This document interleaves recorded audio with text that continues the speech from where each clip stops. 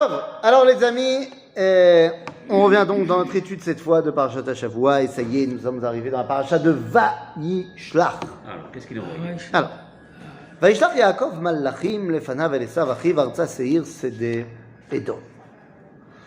Yaakov envoie des envoyés à Esav. Mais pourquoi faire? Pourquoi faire?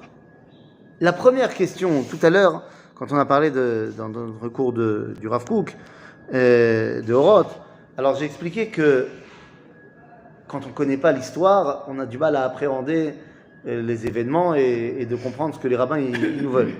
Mais il y a un autre truc qu'il faut appréhender aussi, si on veut comprendre la Torah, c'est la géographie.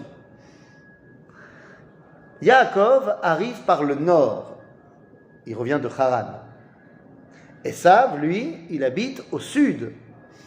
Béar Seir, c'est à côté de Petra. Ah, d'accord. Donc, Yaakov, il veut arriver où? Il veut arriver chez Papa Yitzhak. Il veut arriver à Hebron, mais il ne veut pas descendre jusqu'au sud. Donc, a priori, il n'est pas censé rencontrer ça. Bah oui. Ok. C'est pas le chemin. D'accord. Donc, pourquoi réouvrir les plaies anciennes et envoyer des émissaires à Esav? Et ça, ayant reçu le WhatsApp que Yaakov a quitté la vanne, Ah. il est en chemin. Donc, tu dis, Esav, il a reçu un WhatsApp. D'où on sait? Ben, il est venu à son rencontre. Ben, on voit que les envoyés lui disent oui, mais ça, il ne le sait pas. Yaakov, lui, il ne le sait pas. Puisque Yaakov, il envoie son émissaire, a priori, jusqu'à Seir. Il se trouve qu'il revient plus tôt et qu'il lui dit il est déjà là, il est déjà en chemin. Mais donc Yaakov, il ne le sait pas, ça. Donc pourquoi Yaakov, il envoie quelqu'un? Eh bien, tout simplement parce que Yaakov se doit de demander la permission à Esav de reprendre sa place. Il faut bien comprendre que Yaakov a quitté la scène des décisions sous l'ordre de ses parents, mais il a accepté de quitter. Et qui a géré le monde en son absence? C'est ça. C'est Esav. Maintenant, tu veux reprendre ta place. Ah, Todaraba. La moindre des choses, c'est de demander la permission. Au moins de prévenir. Ainsi donc, Yaakov envoie des envoyés chez Esav, et ça ne sera pas la seule fois que ça va arriver. À chaque fois que Am Israël veut sortir d'exil, il va devoir envoyer des gens, prévenir les nations, leur demander la permission. Donc on va sortir d'Égypte, il faudra la permission de Pharaon. Et une fois qu'on sera aux portes d'Israël, Moshe enverra des malachim el melech Edom, le descendant de Esav, pour dire on arrive. Lorsqu'on sort de l'exil de Perse, il faudra attendre la permission de Koresh, le roi de Perse. Et lorsqu'on sortira de l'exil de Rome, il aura fallu attendre la permission des Anglais, de la SDN, déclaration Balfour, et après le vote de l'ONU. Pourquoi Edom, c'est des Turcs? Edom, c'est pas les Turcs. Non, il faudra demander la permission de. J'ai pas. Quel rapport Edom? J'ai perdu le fil. Je dis que quand on va sortir d'Égypte, Oui, on a demandé la permission à Pharaon. d'accord. Mais juste avant de rentrer en Israël, Moshe envoie des émissaires au roi de Edom. D'accord. Edom, c'est le descendant de Esav. D'accord. Ok, donc c'est pour faire la correction. Maintenant, quand on était en exil à Babylone, on a demandé la permission, puis à Babylone parce que c'était maintenant la Perse, mais au roi de Perse. D'accord.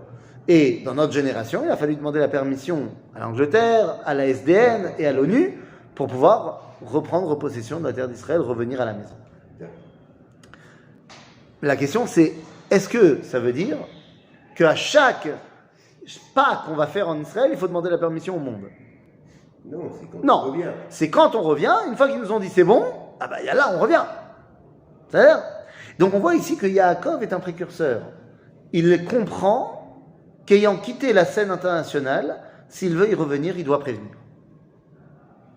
Il y a quelque chose que je ne comprends pas. Oui.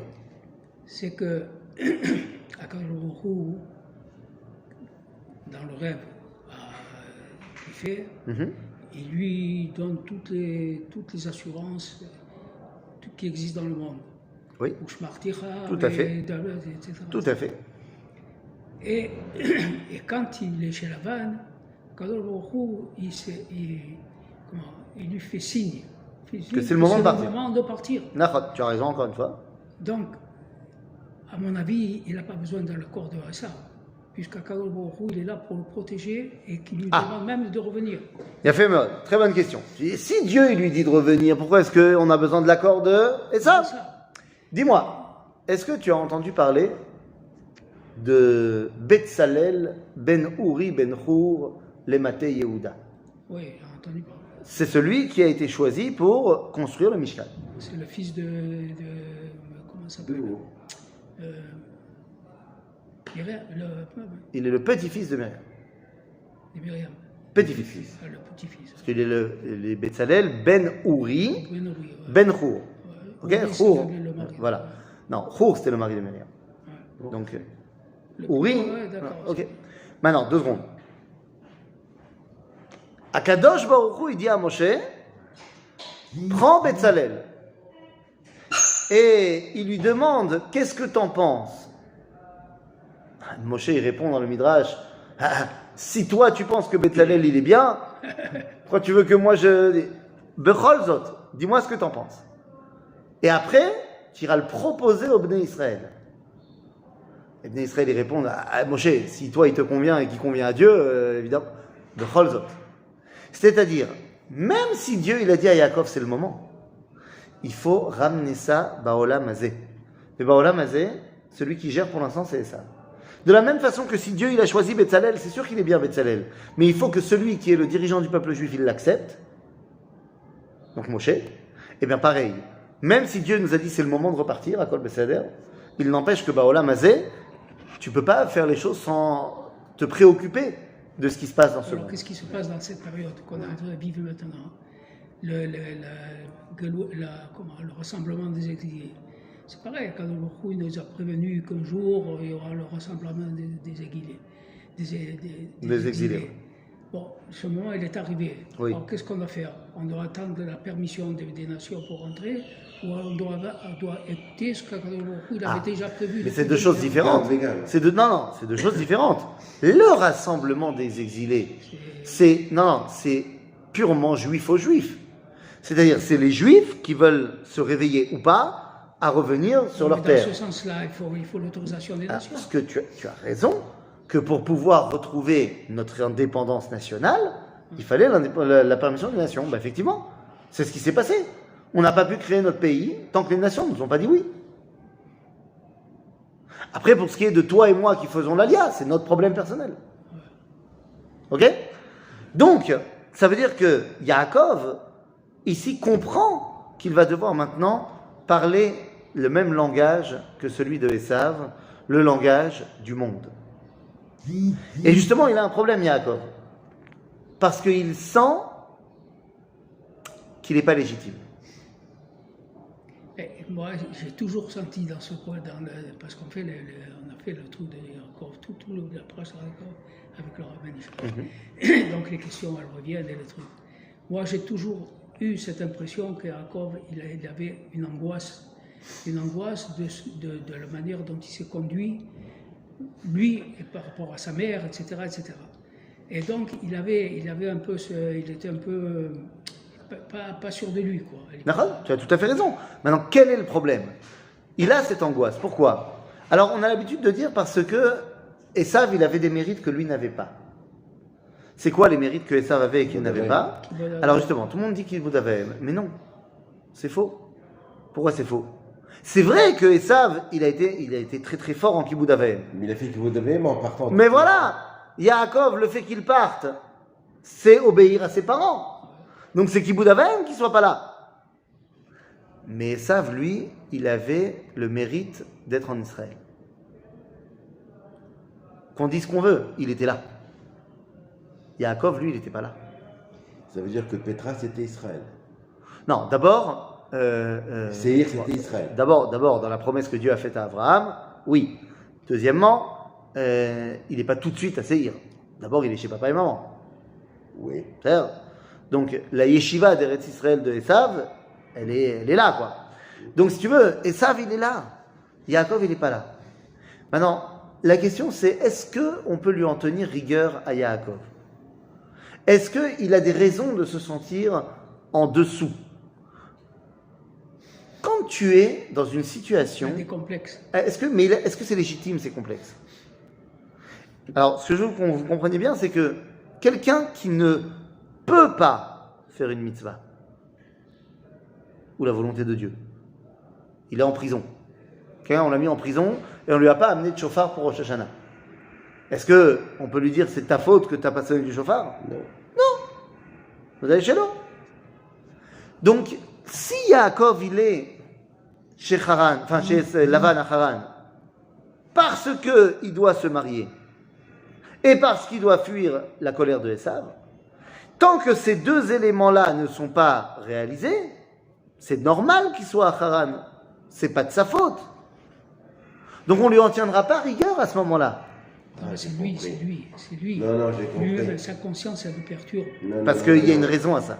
Non. Il est coincé C'est avec des ce 7 années truc-là. supplémentaires. C'est que le truc qu'il a fait à son frère, de passer, d'aller chez Israël, se déguiser, Ouais, etc. ouais. Ça, le travail. Ça, bien sûr que ça le travaille, mais ça, il a été. Moi, il a retrouvé, il a retrouvé un peu de la bonne chez moi, parce que jusqu'à maintenant, je n'avais pas une bonne impression excuse-moi. Mais là, quand il a eu ce remords de conscience, là, je dis, attends, c'est un type qui a fait une tchouva. Alors, tout à fait, il a fait une tchouva, mais il a déjà commencé cette tchouva-là au moment où Léa, elle a pris la place de Rachel. Parce qu'au moment où Léa a pris la place de Rachel, nous dit le Midrash, que Yaakov, il était très énervé contre elle. Il lui a dit, mais je t'ai appelé à Rachel toute la nuit, et toi tu as dit oui. Et Léa lui répond, et alors, ton père il t'a appelé Esav, et tu as dit oui. Oh là. Aïe. Donc ça, il a déjà payé pour ça. Donc le problème ici, il est autre. Le problème, il est, comme il dit ici Yaakov. Regardez ce que Yaakov dit. Il est resté 7 ans de plus. Il le dit, regarde. Vayetzav otam lemor, kotomerun le Adoni le Esav. Voilà ce que vous direz à Esav quand vous le verrez. Ko amar avdecha Yaakov. Voilà ce que ton serviteur Yaakov dit. Im Lavan garti va echar ad ata. J'étais chez Lavan et j'ai tardé jusqu'à maintenant. Et pourquoi il se considère comme Abdera? Oh, parce que pour l'instant, il n'est pas encore son alter ego. C'est un truc de soumission. Nachon, mais les Juifs, lorsqu'ils sont venus voir les nations pour dire s'il te plaît, donnez-nous la terre d'Israël, il y a aussi cette dimension de soumission. Parce que quand tu es soumis aux nations, avant qu'il t'ait libéré, tu es soumis aux nations. Malheureusement. Ben oui. Malheureusement, c'est dans toutes nos histoires. Mais oui, tout à fait. Mais là, vous voyez que le problème de Yaakov, c'est qu'il dit va echar ad ata. J'ai tardé. C'est quoi j'ai tardé? C'est les fameux 6 ans après la naissance de Yosef, où Dieu lui a dit tu pars. Il est resté encore 6 ans pour faire du business. Va echar. Et là, j'ai peur. J'ai peur que ces 6 ans-là. Il m'enlève les mérites. Eh ben oui. Et que donc, je ne sois plus légitime de retrouver ma place. Voilà la grande crainte de Yaakov. La crainte de Yaakov, qui est Maaseh Avot Siman Navadim, bien évidemment, c'est pas l'exil en soi. Parce que lorsqu'on est en exil, comme tu l'as dit, Dieu nous a fait une promesse. Il nous a promis Ushmarani baderech hazot, ushmarticha bechol asher telech. C'est-à-dire que Dieu a promis à Yaakov qu'il va aller le protéger, Bagalout. Donc, pourquoi est-ce qu'on nous dit ici que Yaakov a très peur? Lorsqu'il entend Vayashuvu amalachim el Yaakov lemor, banu el achicha vel Esav, vegam olech likratecha varba mot ishimo. Quand les malachim lui disent, les envoyés lui disent, mais Esav, il vient à ta rencontre avec 400 hommes. On dit Vayira Yaakov meod vayetzer lo. Il a peur. Il a peur, bien sûr. Mais la question, c'est pourquoi tu as peur? Dieu t'a promis qu'il allait te protéger.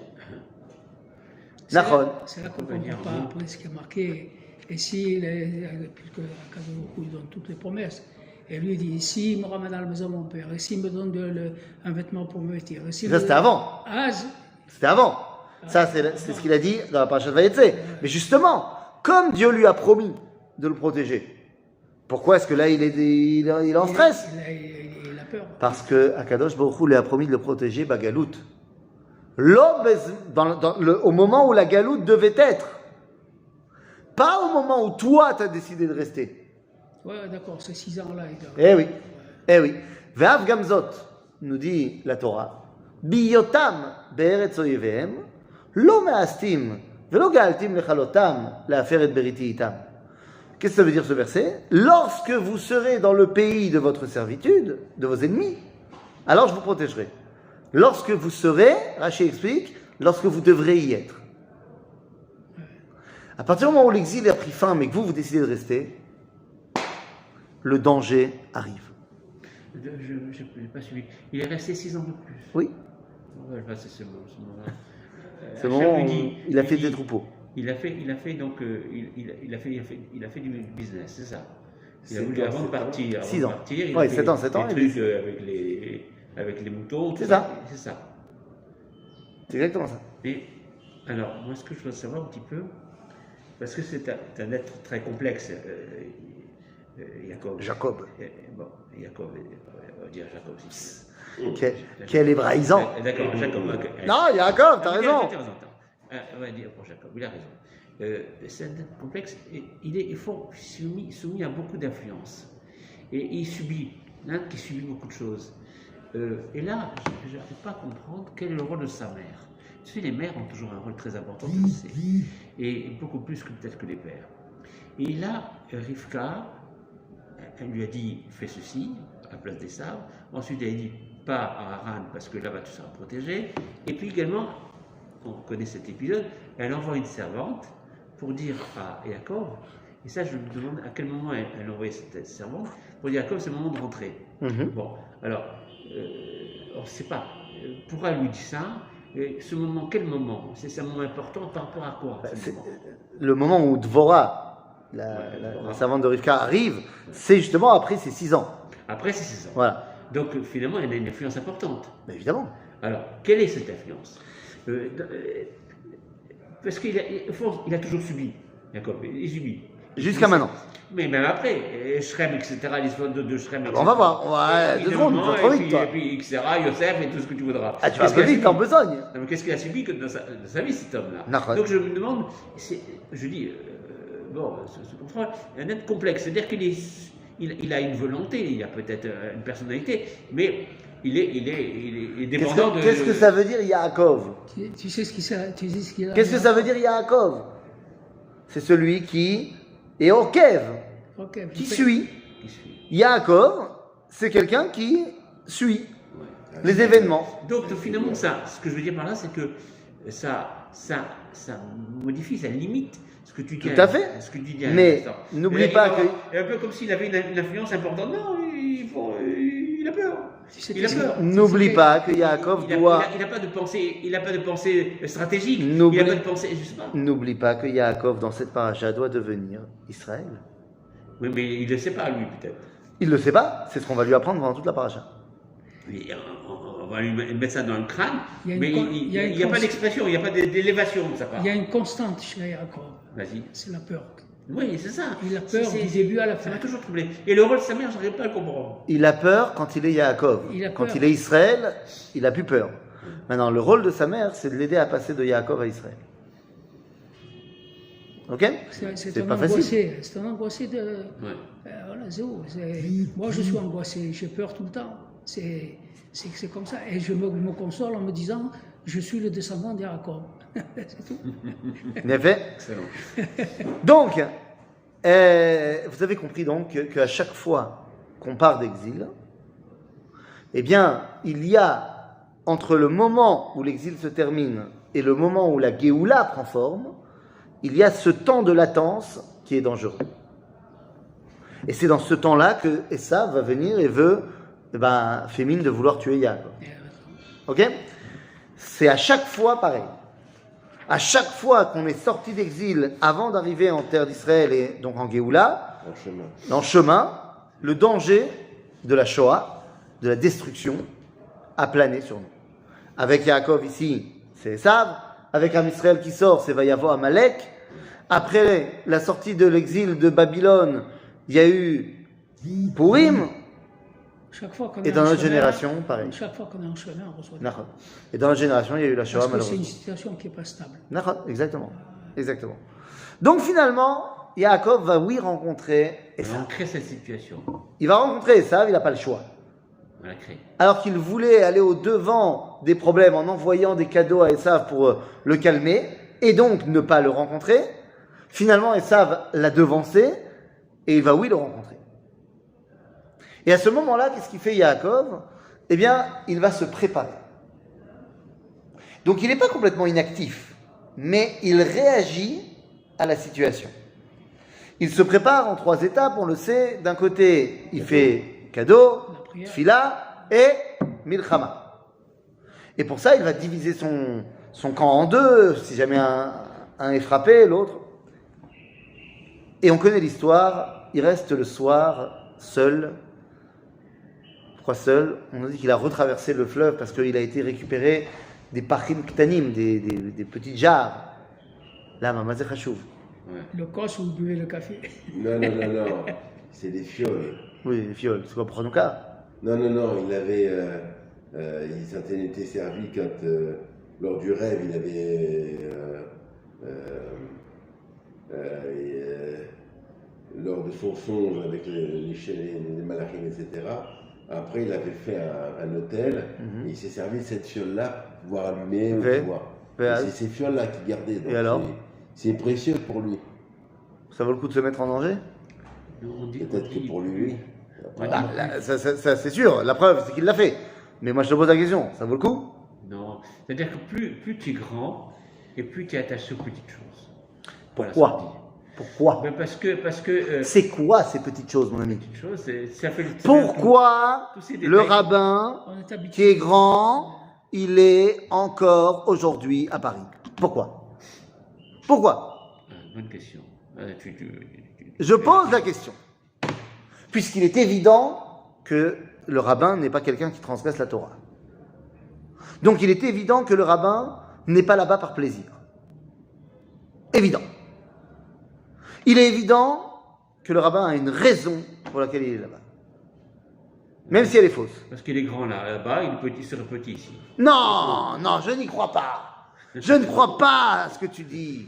Parce que ça ferait passer les rabbins pour des gens petits. Petits qui en fait n'ont d'intérêt que leur chaise, que leur statut. Non, non, quoi, Bémet? Je connais. Non, c'est pas possible. Je connais des grands Moi, je rabbins. n'accepterai pas. Ici Non, à c'est pas Jérusalem, qu'il croit pas. je connais plusieurs grands rabbins de France, des grands rabbins qui ont postulé au titre de grand rabbin, mais qui étaient également grands rabbins dans certaines villes de France. J'en connais plusieurs, moi, j'en tête 2 ou 3, et qui ont fait cette démarche. L'un d'entre eux, il a fait cette démarche, mais il est revenu en France. Sinon, j'ai en tête un qui est là pour l'instant et qui Bon, bah, qui se cherche. donc ils sont là. Ouais. Mais bon, c'est compliqué dans leur tête. Mais ça veut quoi, c'est compliqué? Tu me dis qu'il y a des rabbins qui préfèrent rester en Chutz pour continuer à recevoir du kavod et qui préfèrent ne pas venir en Israël? Chas v'shalom. Chas v'shalom. Bah ouais. Mazé. En tous les cas, ce qu'on voit même actuellement, c'est que le pachout, le simple juif qui est en France, pachout, il pense à faire l'Aliyah, même s'il ne peut pas la faire, il y pense. Tout à fait. Des gens qui ont une situation stable, du pognon, de l'honneur, etc., eux, ils préfèrent rester là-bas. Alors Donc, moi il je y a quelque chose- dis, ça j'ai vient pas de- envie de penser que c'est simplement parce qu'ils veulent garder leur kavod et leur honneur et tout ce que tu veux. Je pense qu'ils sont tiraillés parce que d'un côté, ils ont étudié la Kabbalah et la Chassidut et ils savent qu'il y a Bagalout, ce qu'on appelle Nitzotzot à Kedusha, Shem Betoch Hatuma'a, qu'il y a des étincelles de sainteté dans l'exil et qu'il faut les récupérer. Et c'est ça les Pachim Ktanim de Yaakov. Il ne peut pas laisser de côté les étincelles de sainteté de l'exil, parce que sinon il faudra retourner les chercher de toute façon. Et le grand danger du tzaddik, c'est de ne pas savoir quand, ça y est, c'est plus l'heure. Ça, c'est pas la vie du Rav Kook. De quoi? Les étincelles, il n'y a pas grand-chose comme étincelles. Sinon, Comment ça, pas grand-chose comme étincelles? C'est vrai qu'il reste une Il y a beaucoup d'étincelles. La question est de savoir, est-ce que tu as compris quand c'est plus l'heure? Mais c'est en train de s'éteindre en Galoute. Donc ça veut dire que, c'est ce que je suis en train de te dire. Avant l'heure, c'est pas l'heure. Aller en galoute avant que ce soit le moment, ça sert à rien. rester en galoute après que ce soit terminé de récupérer les étincelles à récupérer, eh bien, c'est fini. Peut-être qu'il y a eu des occasions avant qu'on a loupé. Alors, peut-être. Mais là, Yaakov, on voit qu'il s'est mis en danger en allant récupérer ses parchim ktanim. Il n'aurait pas dû y aller. Parce que ce que tu laisses en exil, ça a aussi une importance. Alors tu donnes, à ce moment-là, tu donnes encore la main à ceux qui restent en exil. Alors je comprends très bien qu'il y en a qui restent pour récupérer ces trucs. Mais en attendant, ils sont en exil. Ben, c'est pour ça que je te dis. Et ils sont pas en, il n'est pas toujours vrai de rester pour récupérer des étincelles. Pourquoi? Parce qu'une fois que le travail de récupération des étincelles est terminé, il ne faut plus rester. Et aujourd'hui, il est fini. Mais ah ben oui, c'est la conclusion du... Ces étincelles qui sont là-bas, elles savent très bien qu'il y a un rave qui est là pour les récupérer. Elles restent là-bas. Non, mais ça, c'est pas les étincelles. Ça, c'est Bnei Israël. Bnei Israël, ce ne sont pas des nitzotzot. Bnei Israël, c'est Kadosh. Bnei Israël, eux, ils doivent venir ici, Nekuda. C'est la halakha. Les étincelles, c'est dévoiler la Kedusha qu'il peut y avoir encore chez les goyim. Mais, je vous le dis, ça y est, c'est fini. On a fini le travail de récupérer des choses des goyim. Donc, rester encore là-bas. Ils ont fait chouva les goïms avec le pape Jean 23. Ils ont commencé, hein, ils n'ont pas fini encore. Ils n'ont pas encore fini. Mais ils sont sur le chemin. Ils ont démarré quelque chose avec le truc de Jean 23. Je me rappelle, moi, il y a 50 ans, il avait dit c'est pas nous qui avons tué, etc. C'est tellement long que ça va après c'est pas fini encore. Les Bnei Noir. Il fallait beaucoup de courage pour le dire. C'est des non-juifs qui ont peut-être une étincelle, quelque chose de particulier. Et peut-être c'est ça finalement. Parce qu'on sait aujourd'hui, vous savez que le nombre de gens dans le monde qui ont une relation avec le judaïsme est énorme. Tout à fait. C'est fou, c'est des millions. Hein. Au Brésil, c'est des millions, des maranes, etc. Des millions. Mais en France, c'est pareil. En France, il y a 400 000 juifs peut-être, mais il y a peut-être 1 à 2 millions de personnes qui ont des influences, des liens par je ne sais quel. Par exemple, Sarkozy, un exemple, Sarkozy qui est catholique. Il a un grand-père juif, par exemple. Sa femme, je ne sais plus comment s'appelle sa femme. Carla Bruni. Également, elle a un grand-père juif. Tu veux dire, elle a un grand-père juif. Oui, pareil. C'est inimaginable. C'est vrai. Et ça, c'est du monde. Tu as raison. Qui pourrait peut-être un jour. Il reviot. Bekitso, donc on voit que Yaakov se met en danger à un moment où il n'aurait pas dû se mettre en danger. Et donc, qu'est-ce qui va se passer là-bas? Eh bien, là-bas, il va devoir faire face à la galoute. Mamash Kacha. Yaakov, dans son affrontement avec le Malach, il affronte quelqu'un qui, en fait, est son alter ego. Le Malach, c'est qui? C'est Sitno shel Esav. C'est ça, Malacho shel Esav. Saro shel Esav. C'est-à-dire, c'est la force spirituelle qui représente Esav. Donc Yaakov comprend très bien que là, s'il se bat avec lui, c'est qu'il est en train d'empiéter sur le domaine de Esav. Et donc, eh bien, il se bat avec le Malach. Le seul moyen pour lui de s'en sortir, c'est quoi? C'est de le battre. C'est-à-dire de comprendre que maintenant, il ne doit plus être en situation de soumission. Et il va le battre. C'est un bon exemple pour situation actuelle. Évidemment. On a battu l'ange de Esav pendant la guerre d'indépendance. Nahon. Ouais. Alors il est revenu nous donner un petit coucou pendant la guerre des 6 jours. On est redevenu Israël. Et effectivement, à la fin du combat, eh bien, le Malach lui dit « Tu seras Israël ». Pas encore. Oui, au futur. Pas encore. Tu seras Israël. Bientôt. Le rassemblement, il n'est pas encore... C'est-à-dire que tu n'as pas encore terminé. Tu as bien commencé, mais tu n'as pas encore terminé. Il n'y a pas le rov en Israël. C'est pas qu'il n'y a pas le rov. Si, là, Yaakov, il est avec la majorité, il est avec toute sa famille. Mais il n'a pas encore celui qui va ancrer son identité d'Israël, qui va l'imprimer pour qu'elle ne bouge plus. C'est Yosef. Non, Yosef, il est là. Yosef, c'est celui qui nous fait sortir d'exil. Mais c'est Binyamin. Voilà. Binyamin, il n'y a pas encore. C'est Binyamin, il est en chemin. Il est là maintenant, dans l'arrivée en terre d'Israël. Il est en Israël? Oui, bah oui. Parce que Rachel, elle va mourir à Bethléem. C'est Bethléem, c'est en Israël. Ok? Donc voilà, une fois que l'histoire avec Yaakov et Esav est terminée, Yaakov comprend que c'est bon.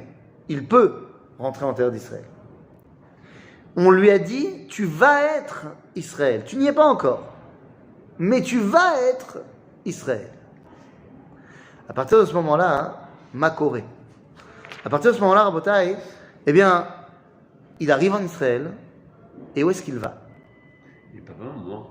Hein? Il va d'abord. Où il va? Il va à Shrem. Il va à Shrem. Pourquoi va-t-il à Shrem? Pour récupérer des gens qui étaient depuis Abraham. Abraham avait donc. Il avait converti. Et tout donc, à fait. Il voulait les tout à récupérer fait. avant de rentrer. Enfin, non, il ne veut pas les récupérer avec lui, parce que la preuve, c'est qu'il ne les récupère pas. Mais il va là-bas pour trouver un mari à Dina.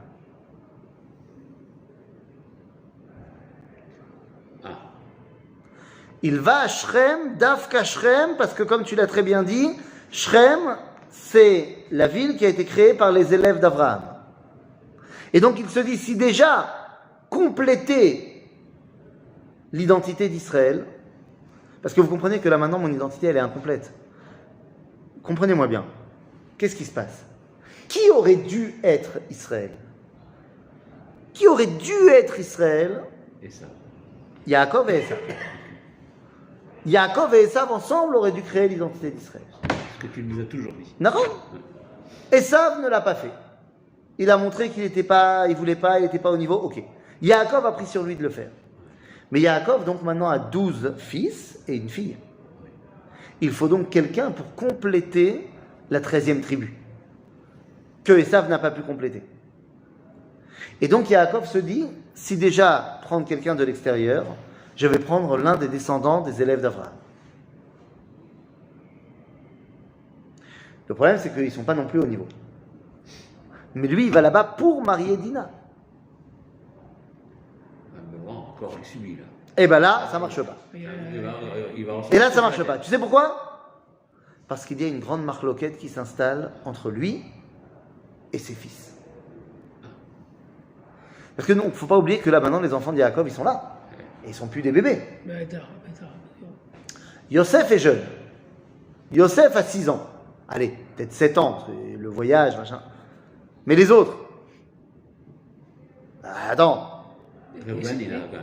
Reuven, c'est déjà un adulte, hein? Et c'était mal là-bas. Eh ouais. Shimon et Lévi. C'est pas des enfants de cœur. Hein. Shimon et Lévi. Il y en a un qu'on appelle dans le jargon Stallone, et l'autre on l'appelle Schwartzy. Attends, qu'est-ce que tu crois? Toi, tu crois Lévi, c'est un mec, il a des lunettes et il étudie la Torah. Mais c'est Monsieur Univers. Eh oui. Maintenant, les amis, qu'est-ce qui se passe? On connaît l'histoire. Dina va être violée par Shrem ben Hamor. Amash Hamor à Ben Adam.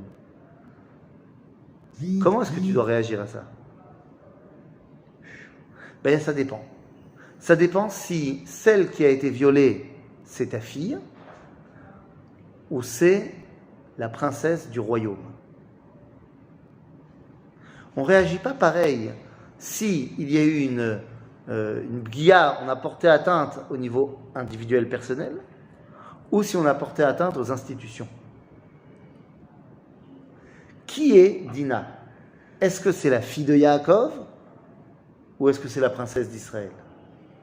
Si tu dis que Yaakov c'est Israël, t'as compris? La marloquette, elle est là.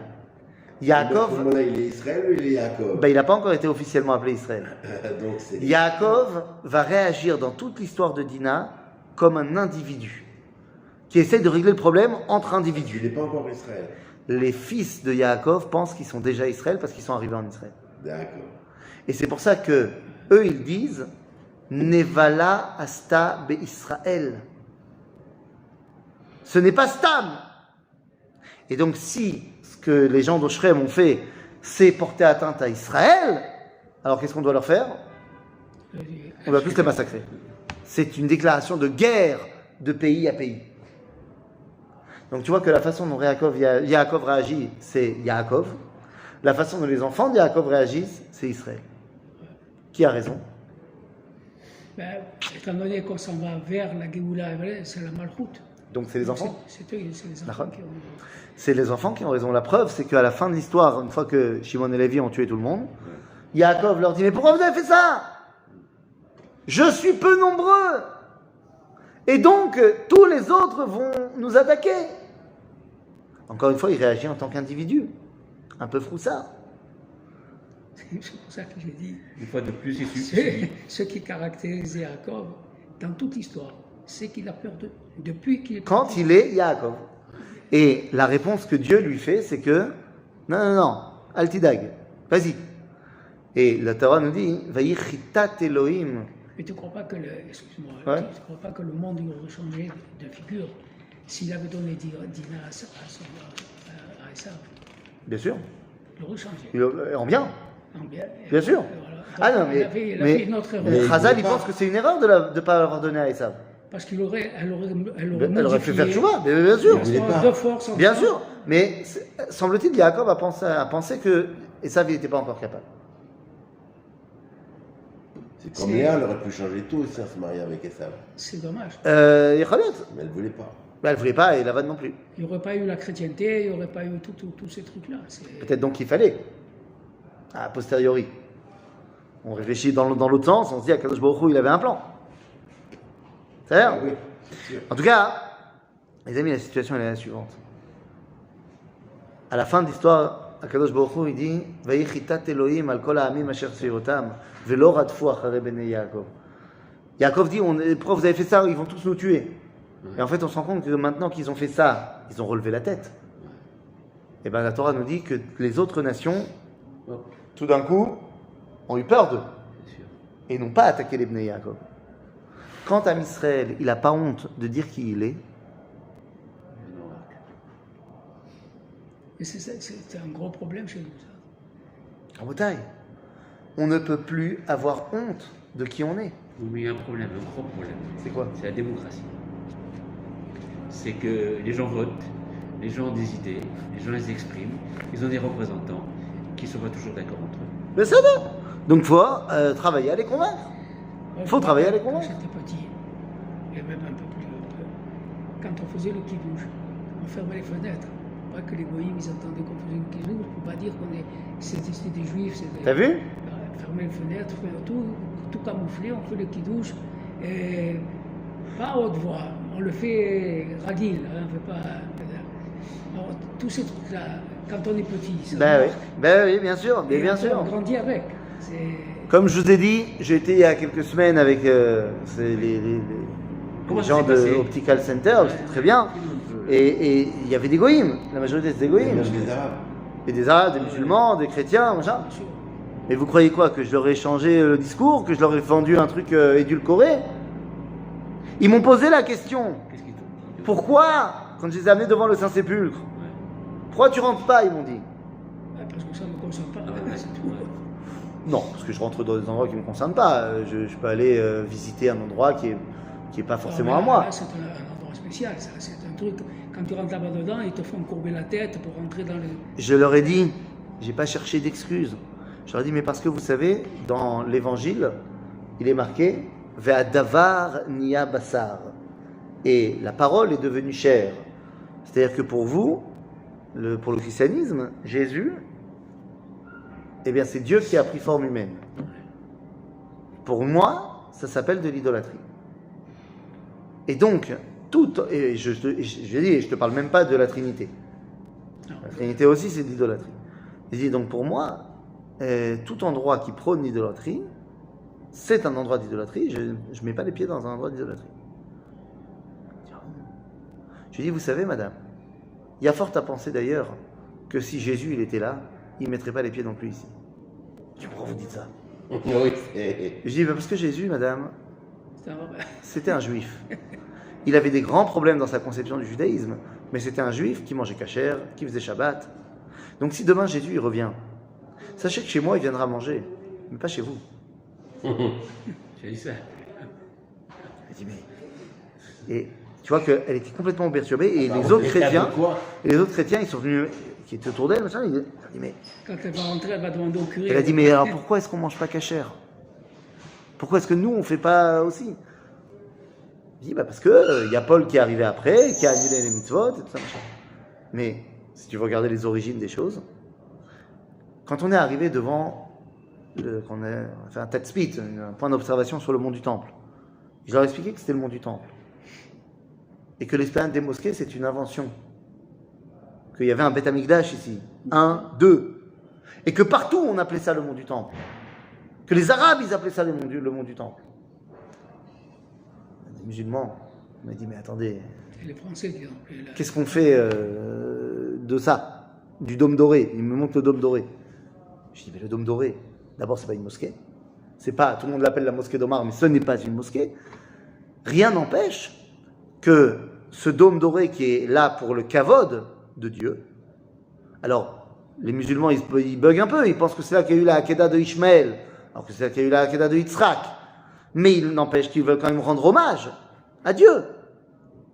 Bon, ils pensent que, ok, il y a un petit bug, mais le dôme a été créé pour l'honneur d'Akadosh Baruch Hu. Eux, ils l'appellent Allah, mais Mazé Meshane. Donc j'ai dit, il est à l'endroit du Beth Amikdash. Rien n'empêche de l'utiliser et pour le faire participer au Beth Amikdash. Il faut beaucoup d'or au Beth Amikdash. Pourquoi ne pas utiliser cet or-là?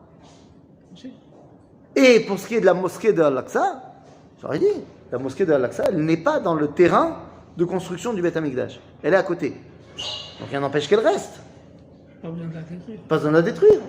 Elle pourra devenir la salle de Kiddush pour le Shabbat matin. Kiddush pour tout le monde, goyim, juifs, machin. Et le mec, il me regarde, il me dit, mais ça veut dire qu'on n'est pas obligé de se battre? Mais vous vous rendez compte? Qu'est-ce que je lui ai dit? Je lui ai dit la vérité. Des fausses idées, des fausses... On n'est pas obligé de se battre. Non, à partir du moment où Israël relève la tête, son message peut être entendu. Et c'est ça tout le propos de la paracha de Vaishlach, de faire passer Yaakov de Yaakov à Israël. C'est l'opachut. Et des fois, il y a des aliot et yeridot. Des fois, tu crois que tu es Israël et tout d'un coup, tu redescends Yaakov. Mais aujourd'hui, on peut dire qu'on est Israël et qu'on doit atteindre l'étape d'après, qui s'appelle Yeshurun, qui est l'étape de l'universel. Mais ça, on en parlera une autre fois.